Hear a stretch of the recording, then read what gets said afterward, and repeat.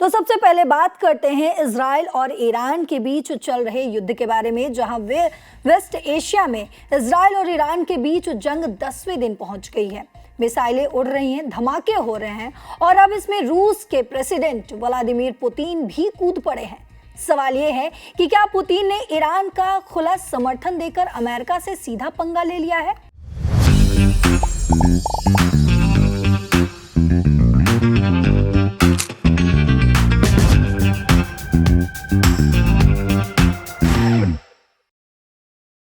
Iran ने पिछले रविवार ऑपरेशन ईमानदार वादा 4 के नाम से इजराइल पर भारी मिसाइल हमला बोला।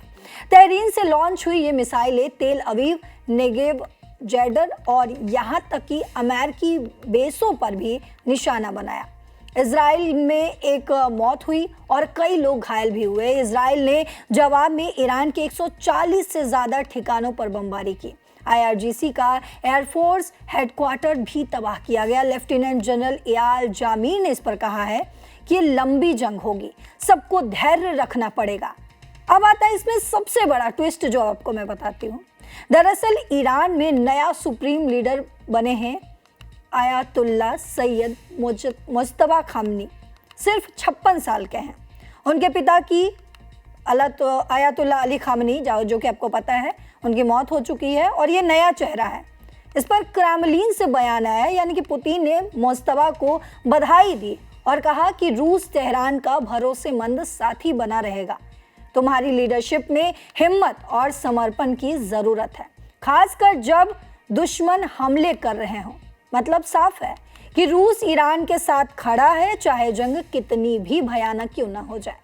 ये सपोर्ट सिर्फ बधाई के तौर पर नहीं देखा जा रहा है, ये चेतावनी की तरह भी देखी जा रही है कि पुतिन जानते हैं कि ईरान अमेरिका का दुश्मन नंबर 1 है। अमेरिका तो इजराइल का सबसे बड़ा दोस्त है, लेकिन ट्रंप ने तो नए लीडर को लाइट वेट तक कह दिया। ट्रंप ने यह भी कहा कि ये बिना अमेरिका की मंजूरी के ज्यादा दिन तक नहीं टिकेगा। अमेरिका ने सऊदी अरब से अपने एम्बेसी स्टाफ को भी हटाना शुरू कर दिया। आपको बता दें, गल्फ देशों में भी अफरा तफरी लगातार मची हुई है। बहरीन का ऑयल रिफाइनरी डैमेज हो चुका है। सऊदी ने ईरानी ड्रोन गिराए हैं। UAE कतर ने मिसाइलें रोकी हैं। लेकिन सवाल ये कि क्या पुतिन ने अमेरिका से पंगा ले लिया है? तो आपको बता दें कि रूस पहले से ही यूक्रेन में अमेरिका से भिड़ा हुआ है। अब ईरान को ये खुला साथ देकर पुतिन अमेरिका प्लान्स को चैलेंज कहीं ना कहीं कर रहा है। अमेरिका चाहता है कि ईरान कमज़ोर हो, शांति हो, लेकिन पुतिन कह रहे हैं हम ईरान को ताकत देंगे। ये जंग लंबी खिंच सकती है। आपको बता दें, ऑयल प्राइस आसमान छू सकते हैं और ग्लोबल पॉलिटिक्स में रूस अमेरिका का कोल्ड वॉर और भी गर्म हो सकता है। ट्रंप की धमकी से यही लगता है, साफ होता है कि अमेरिका जवाब देगा, शायद सैंक्शन से या फिर डिप्लोमेटिक प्रेशर से।